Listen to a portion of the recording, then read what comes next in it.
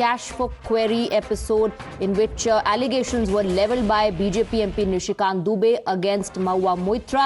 They were very serious allegations that she took cash and expensive gifts and favours to ask questions in the parliament. Now we're given to understand that there is a major twist in the cash for query controversy. Accused tycoon turns approver. Darshan Hiranandani corroborates the charges that have been levelled against Mahua Moitra. This is a big development. In fact, he's verifying the claims that have been made against Mahua Moitra. We'll try and connect with the reporters. TMC MP shared Lok Sabha login. That's what Darshan Hiranandani is saying. Now remember, that was one of the allegations that Mahua Moitra in fact had shared her Lok Sabha login ID and password details with Mr. Darshan Hiranandani, and he in fact is admitting, he says, and I quote, certain information was shared with me based on which I continued to draft and post questions using her parliamentary login whenever needed on the issue of in fact Mahua Moitra asking for expensive gifts. Darshan Hiranandani says that over a period my friendship with Mahua Moitra grew.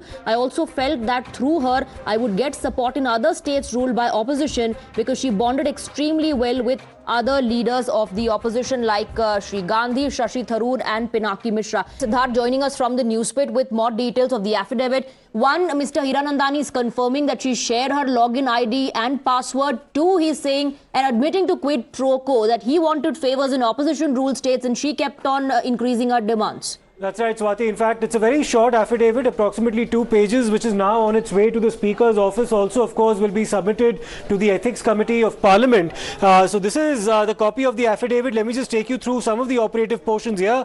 And they actually begin on page 2. It's para number 9, where Mr. Darshan Hiranandani says, Ms. Mahua Moitra was very ambitious and wanted to quickly make a name for herself at the national level. She was advised by her friends and advisors that the shortest possible route to fame is by personally attacking Shri Narendra Modi, the Honourable Prime Minister of India. The only problem was that Shri Modi enjoyed an impeccable reputation and was not giving any opportunity to anyone to attack him in policy, governance or personal conduct. As was her wont, she thought that the only way to attack Shri Modi is by attacking Shri Gautam Adani and his group, as both were contemporaries and they belonged to the same state of Gujarat. She was helped by the fact that the rise of Shri Gautam Adani had created jealousy and detractors among some sections of businesses, politics and media, both within and outside the country. So she expected support from these sections in her endeavour to malign and embarrass the Prime Minister by targeting Shri Gautam Adani. She knew that Indian Oil Corporation, preferring to get into a long-term offtake agreement with Dhamra LNG, a joint venture company of the Adani Group, and not with my companies. Based on this information, Ms. Moitra drafted a few questions that would have elements to embarrass the government by targeting the Adani Group. Questions that she could raise in Parliament. She shared with me her email ID as Member of Parliament so that I could send her information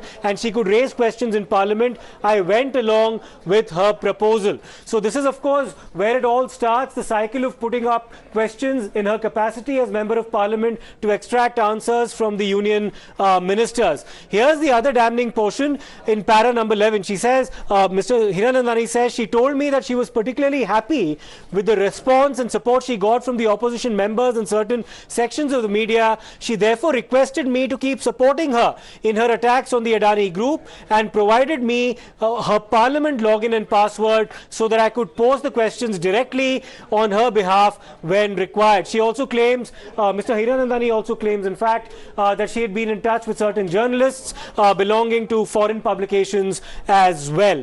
She also says that there were demands as well as gifts that she had sought from Mr. Hiranandani. The demands that were made and favours that were asked included gifting her expensive luxury items, providing support on renovation of her officially allotted bungalow in Delhi, travel expenses, holidays, etc., apart from providing secretarial and logistical help for her travels within India and to different parts of the world. I could ill afford to displease her. Many a times I felt she was taking undue advantage of me and pressurizing me to do things I did not want to, but I had no choice because of the aforementioned reasons. Since this matter involves me directly and has snowballed into a political controversy with the Parliamentary Privilege Committee and the judiciary also now seized of the matter, I consider it incumbent upon me to state the facts in public interest through the sworn affidavit, and that's his signature, Darshan Hiranandani, dated 19th of October 2023. Swati, it's very important to also mention to our viewers here that certain facts that have been, or alleged facts that have been mentioned by Mr.